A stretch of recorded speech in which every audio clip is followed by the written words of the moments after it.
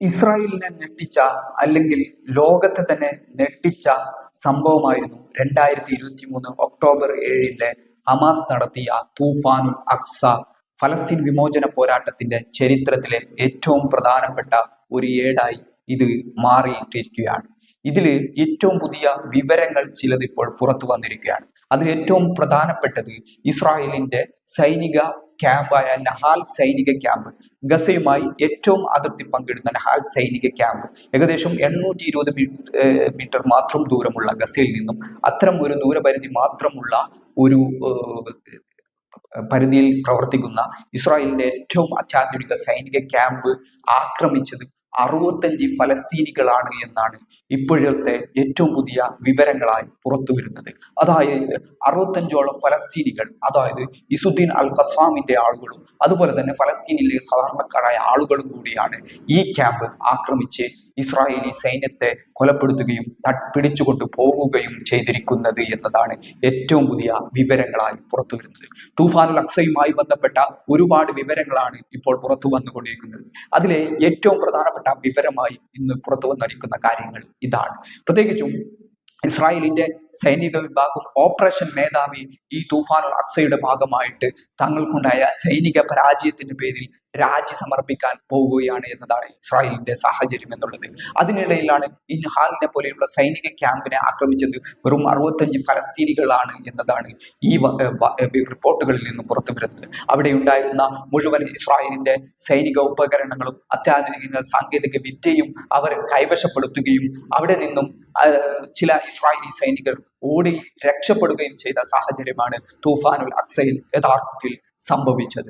അതുകൊണ്ട് തന്നെ ഇപ്പോഴ് ഇത്തരം കാര്യങ്ങൾ, ഇത്തരം വിവരങ്ങൾ കൂടി തൂഫാൻ അക്സയുടെ ഭാഗമായിട്ട് സംഭവിച്ച കാര്യങ്ങളുടെ കൂടുതൽ വിവരങ്ങൾ കൂടി ലോകത്ത് വന്നുകൊണ്ടിരിക്കുകയാണ്. ഇസ്രായേലി സെനറ്റിലെ ഈ തൂഫാൻ അക്സയുമായി ബന്ധപ്പെട്ട വീഡിയോ കാണാൻ പുറത്തു നിന്നും എത്തിയ ജനക്കൂട്ടം എത്തുകയും അവരെ പോലീസ് ലാത്തി ചാർജ് നടത്തി പിന്തിരിപ്പിക്കുകയും ചെയ്ത വീഡിയോ ദൃശ്യങ്ങളും കഴിഞ്ഞ ദിവസം പുറത്തു വന്നിരുന്നു. അതായത് തൂഫാനുൽ അക്സയുമായി ബന്ധപ്പെട്ട വിവരങ്ങൾ കാണാൻ വേണ്ടി ഇസ്രായേൽ സെനറ്റിൽ പ്രത്യേകമായിട്ടുള്ള ഒരു സമയപരിധി നിശ്ചയിക്കുകയും സെനറ്റിലെ അംഗങ്ങൾ ഇത് കാണുകയും ചെയ്യുന്ന സമയത്താണ് പുറത്തു നിന്നുള്ള ആളുകൾ ഇത് കാണാൻ വേണ്ടി ഇരച്ചെത്തിയത്. പക്ഷെ അവരെ പിന്തിരിപ്പിക്കുകയും ചെയ്തു.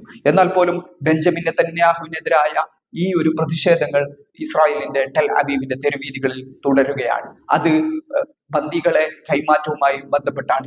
ഇപ്പോഴും ഹമാസിന്റെ കയ്യിൽ നിരവധി ഇസ്രായേലി ബന്ദികൾ അവരുടെ കയ്യിലുണ്ടെന്നും അവരുടെ ജീവൻ വെച്ചുള്ള കളിയാണ് ബെഞ്ചമിൻ നെതന്യാഹു നടത്തുന്നതെന്നും ഇത് അംഗീകരിക്കാൻ കഴിയില്ലെന്നും ഞങ്ങളുടെ സഹോദരങ്ങളെ അല്ലെങ്കിൽ ഞങ്ങളുടെ സഹപ്രവർത്തകരെ തിരിച്ചു കൊണ്ടുവരണമെന്നും ആവശ്യപ്പെട്ടുകൊണ്ടാണ് ഈ ടെൽ അവീവിലും ഇസ്രായേലിന്റെ പ്രധാനപ്പെട്ട നഗരങ്ങളിലും പ്രതിഷേധങ്ങൾ സംഘടിപ്പിക്കുന്നത്. ബെഞ്ചമിൻ നെതന്യാഹുവിനെതിരായ വളരെ വലിയ രീതിയിലുള്ള പ്രതിഷേധങ്ങളാണ് ഇപ്പോൾ റിപ്പോർട്ട് ചെയ്യപ്പെട്ടുകൊണ്ടിരിക്കുന്നത്. അതുകൊണ്ട് ഈ വലിയ രീതിയിലുള്ള സാഹചര്യങ്ങളാണ് ഇസ്രായേൽ സൃഷ്ടിക്കപ്പെട്ടുകൊണ്ടിരിക്കുന്നത്. ഈ ബന്ദി കൈമാറ്റ കരാർ 1ാം ഘട്ട സമാധാന ചർച്ചയും കഴിഞ്ഞതിനു ശേഷം ഹമാസ് ഇപ്പോൾ സമാധാന കരാറുമായിട്ട് സഹകരിക്കുന്നില്ല എന്നുള്ള ഒരു നിലപാടാണ് അമേരിക്ക സ്വീകരിച്ചിരിക്കുന്നത്.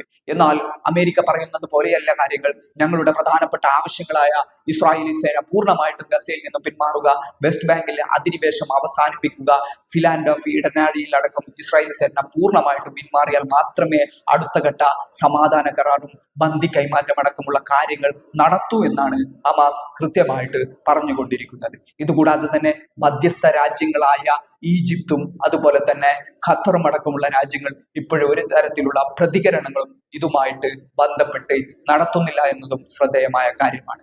അതുകൊണ്ട് തന്നെ ഇസ്രായേലും അമേരിക്കയും പറയുന്നിടത്ത് ഹമാസ് നിൽക്കാൻ തയ്യാറാവുന്നില്ല എന്ന് തന്നെയാണ് ഇപ്പോഴും മനസ്സിലാക്കാൻ കഴിയുന്നത്. ഹമാസ് അവരുടെ 1ാം ഘട്ടത്തെ 1ാം ദിവസത്തെ തൂഫാനുൽ അക്സയ്ക്ക് ശേഷം ഉണ്ടായ 1ാം ദിവസത്തെ ആവശ്യത്തിൽ തന്നെ ഉറച്ചു നിൽക്കുകയാണ്. അതുകൊണ്ട് തന്നെ ഏതെങ്കിലും രീതിയിലുള്ള ആക്രമണങ്ങൾ നടത്തിയാൽ തങ്ങൾ പിന്തിരിയില്ല എന്നും 1.5 വർഷത്തെ അധിനിവേശം കൊണ്ട് തങ്ങളെ പിന്തിരിപ്പിക്കാൻ കഴിഞ്ഞിട്ടില്ല എന്നുള്ള നിലപാടാണ് സ്വീകരിക്കുന്നത്. അതുകൊണ്ട് കൂടിയാണ് ഇപ്പോഴേ ഈ ചർച്ചകൾ വഴിമുട്ടി നിൽക്കുന്നത്. ഏതായാലും പ്രധാനപ്പെട്ട ഇസ്രായേലിന്റെ സൈനികരടക്കമുള്ള ആളുകൾ ഹമാസിന്റെ കയ്യിൽ ബന്ദികളായി ഇപ്പോഴും അവരുടെ കയ്യിലാണ് ഉള്ളത് എന്നത് ഇസ്രായേലിനും ബെഞ്ചമിൻ നെതന്യാഹുവിനും തലവേദനകൾ അവസാനിക്കുന്നില്ല എന്ന് തന്നെയാണ് ഇത് വ്യക്തമാകുന്നത്.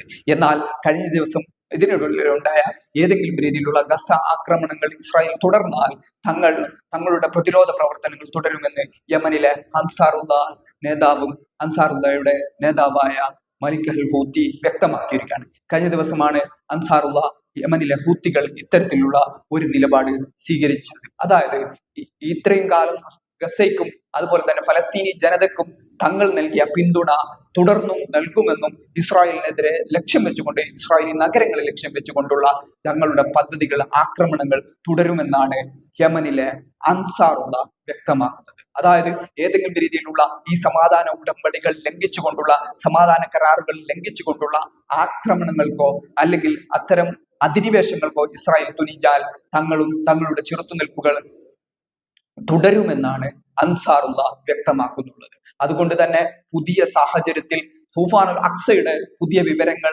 പുറത്തു വരുമ്പോൾ അത് ഇസ്രായേലിന് കൂടുതൽ നാണക്കേട് ഉണ്ടാക്കുന്നതും, അതുകൂടാതെ തന്നെ നിലവിലെ സാഹചര്യത്തിൽ അൻസാറുള്ളയും മറ്റു പ്രതിരോധ പ്രസ്ഥാനങ്ങളും ഹമാസും അടക്കം അവരുടെ നിലപാടുകളിൽ ഉറച്ചു നിൽക്കുകയും ചെയ്തതോടുകൂടിയിട്ട് അടുത്ത ഘട്ട ബന്ദി കൈമാറ്റവും സമാധാന ഉടമ്പടിയും പൂർണ്ണമായിട്ടുള്ള യുദ്ധവിരാമവും എങ്ങനെ ഉണ്ടാകുമെന്ന് ഉറ്റുനോക്കുകയാണ് ലോകം ഇപ്പോൾ.